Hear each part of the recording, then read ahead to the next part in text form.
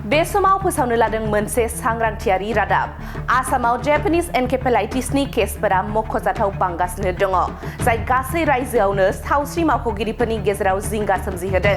आथिखालाव Guwahati medical college आरो देहा फाहामसालियाव 32 बेमारिफोरखौ थिसननाय जादों होननानै मिथिनो मोननाय जादों, जेराव 4 सुबुंनि जिउ खहा जानायखौ रोखा खालामनाय जादों।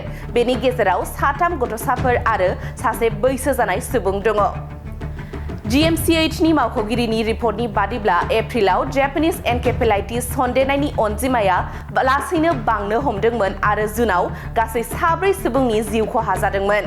जापानिज एनकेफेलाइटिसआ सन्देरनाय क्युलेक्स थाम्फैनि अरनायजों गोसारो आरो बेयो अमा, हांसो आरो दाउब' बायदि दाउफोराव थाबाय थायो। बे बेरामा सासेनिफ्राय गुबुन सासेसिम सन्देरा, नाथाय जापानिज एनकेफेलाइटिस सन्देरनाय सुबुंनाव अरनाय थाम्फैया गुबुन सुबुंनाव अरोब्ला बेनाव सन्देरनो हागौ। बे बेरामा गुबैयै अमा फिसिनाय आरो माइ आबादजों लोब्बा थानाय ओनसोलफोराव बांसिन गोहोम खोख्लैदों, जाय थाम्फै सोमजिनायनि जाहोनाव जापानिज एनकेफेलाइटिस गोसारनायनि थाखाय खैफोद गोनां जायगाफोर। बे समाव फोसावनो लादों मोनसे सांग्रांथियारि रादाब। आसामाव जापानिज एनकेफेलाइटिसनि केसफोरा मख'जाथाव बांगासिनो दङ, जाय गासै रायजोआवनो सावस्रि मावख'गिरिफोरनि गेजेराव जिंगा सोमजिहोदों। आथिखालाव गुवाहाटी मेडिकेल कलेज आरो देहा फाहामसालियाव 32 बेमारिफोरखौ थिसननाय जादों होननानै मिथिनो मोननाय जादों, जेराव 4 सुबुंनि जिउ खहा जानायखौ रोखा खालामनाय जादों। बेनि गेजेराव 3 गथ'साफोर आरो सासे बैसो जानाय सुबुं दङ।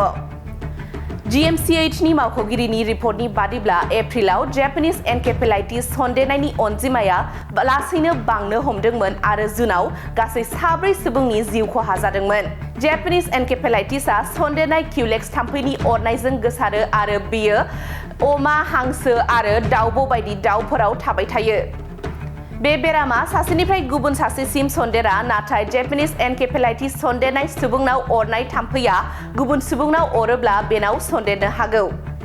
बे बेरामा गुबैयै अमा फिसिनाय आरो माइ आबादजों लोब्बा थानाय ओनसोलफोराव बांसिन गोहोम खोख्लैदों, जाय थाम्फै सोमजिनायनि जाहोनाव जापानिज एनकेफेलाइटिस गोसारनायनि थाखाय खैफोद गोनां जायगाफोर।